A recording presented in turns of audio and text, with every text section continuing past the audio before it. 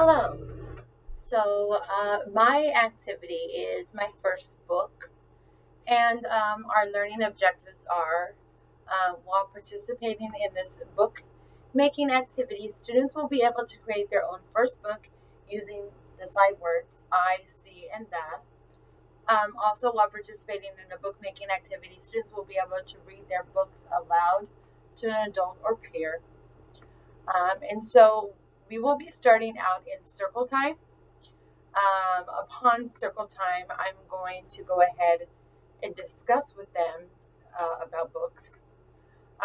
When we begin the lesson, we are going to go in and I'm going to first put the activity together prior to class beginning, of course. I plan to do this at circle time in the morning, right after our morning songs and how you do's and so on. So what I'm going to do is explain to the children that we're going to be making our own books. I am going to read Brown Bear, What Do You See with the children. It's a very repetitive book. It's a great early book, just to kind of give them a sense and an idea of the book. I'm going to ask the children, have they ever made their own book before? Ask if any of them know any of the words that are going to be on the flip chart, which will be right next to me. They'll be very simple sight words. I'm going to then identify the sight words with the children. We're going to practice saying them aloud, practice spelling them. I'll be pointing to them, kind of going through an exercise. It'll be very simple words. And then I will also have them identify the pictures of nouns that I have as examples.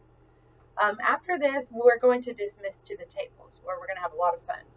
I'm going to show them an example of a book. I will have made a book.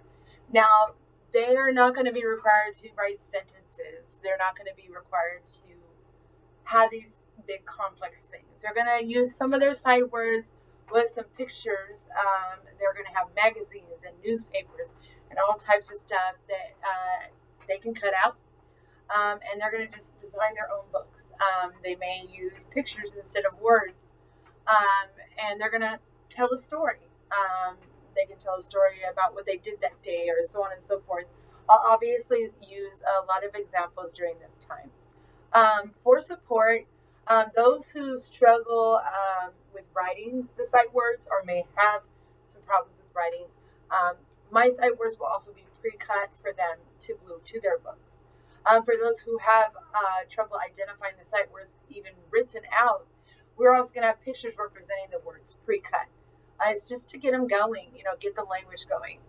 For students who struggle with either of the two, sight word,